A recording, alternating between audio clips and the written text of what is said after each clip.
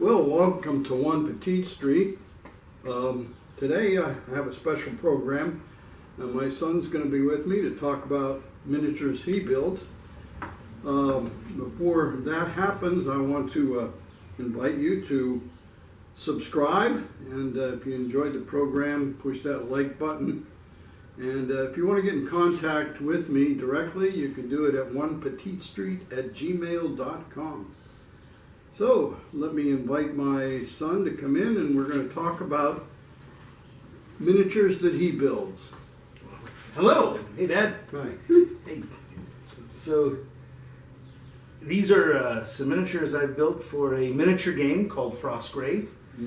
So basically what happened was I saw that people were playing this game on Frostgrave, and they had all sorts of terrain, and they had scenery and stuff like that. So these are castles or towers that I've made. I was wanted to play a miniature game called Frostgrave, and Frostgrave has a bunch of scenery in it, and it's kind of based in a city that was frozen over and then has melted down, and people have come in and they're fighting over the loot. And as they do so, I needed some sort of terrain, some sort of miniatures terrain to work with. So the first thing I decided I wanted to build was the tower here that you see.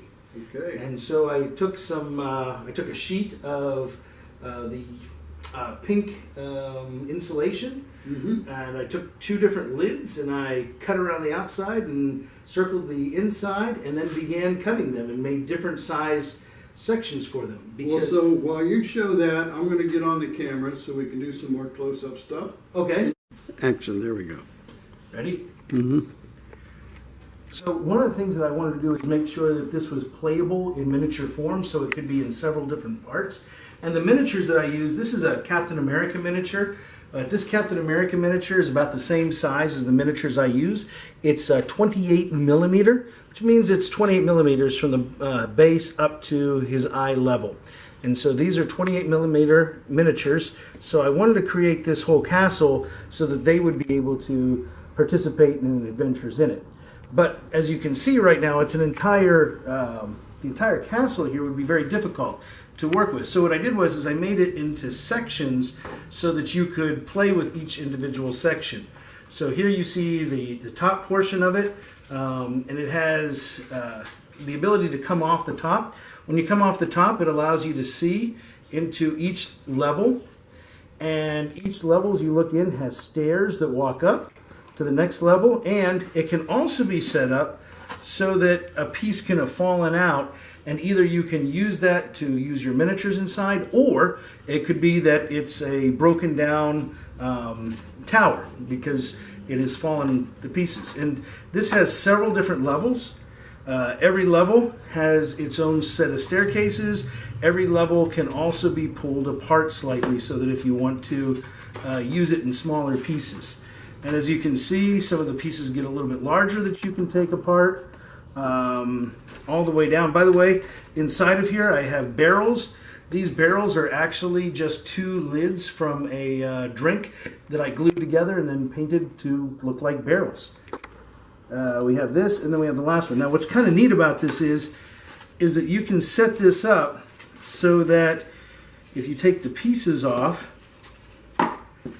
you could have one building here like so, that's kind of fallen apart, and then you can create other buildings as well next to it so that you have more than one that you can build from that. Now, once I finished building this one, I had extra pieces left over, and so since what I did was I cut out each of these individual rings. When I cut out each one of these individual rings, I also had the steps cut out, which oddly enough created these pieces. So I took these pieces to make a second tower. And this second tower is actually from the insides of the other pieces that we have there. And each of these also has pieces that can pull out and break out, and you can use them on several levels. What's kind of neat about this one is that I used popsicle sticks on the inside, and I actually stained with an actual stain the popsicle sticks so they look like floors on each and every level that you go through. You know what I call popsicle sticks? What do you call popsicle sticks? Miniature lumber. Yes, I used miniature lumber on this. And I was very excited about the miniature lumber. Also, I put it so that each of these will line up on the side, so it's fairly easy to put back together. As you want to put back together and put the stairs climbing up so that you could climb up on the outside. And even the top one has a section that comes out as well. So do you just put these on a table, or? We put them on a table, spread them out, and then the miniature game, each group has 10 of these miniatures, and then you move the miniatures around. Each miniature has different powers and abilities that they can use as you play the game. This last piece here, the bottom couple of pieces were from excess pieces here, and then I kind of glued these up so that you could use this in all sorts of ways as a kind of falling apart or dilapidated tower as well. So all of these go together to create, hopefully, some fun times to play with friends and family, collecting treasures on the board for Frostgrave. Very nice. Well, I thank you for sharing about that. And this is really nice miniature stuff. If I could, one more thing. Just so that if anybody's interested in making these, what I did was I used the pink boards, and this is one side of them. What I do for the paint is that I would etch out using a knife, I would etch out each of these blocks, and then I would go over it first with black paint, then a gray, which is a darker gray, and then from the darker gray, I'd put a pearl gray on there after that as a dry brush, is what gives the stone colors to each of these things. Now, a lot of styrofoam will melt with certain paints. Is there a certain type of paint? So I can't use spray paint on this, because if I were to use spray paint, it would immediately eat away at it. So I actually use apple barrel paints, the ones that I can get at Walmart.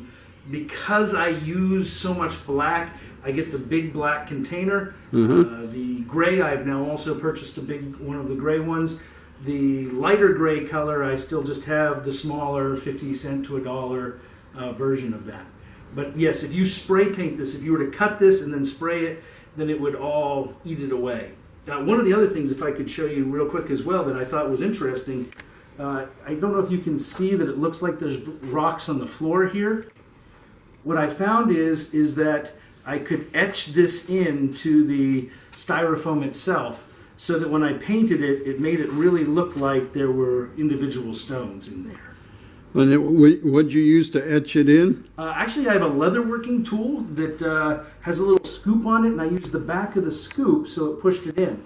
But I've also used, you can also use pens that you don't have the point clicked out, that you can use to push those in as well. Wow. Or a eraser side of a pencil would work just as well. Oh. Just have to push down a little harder. Okay.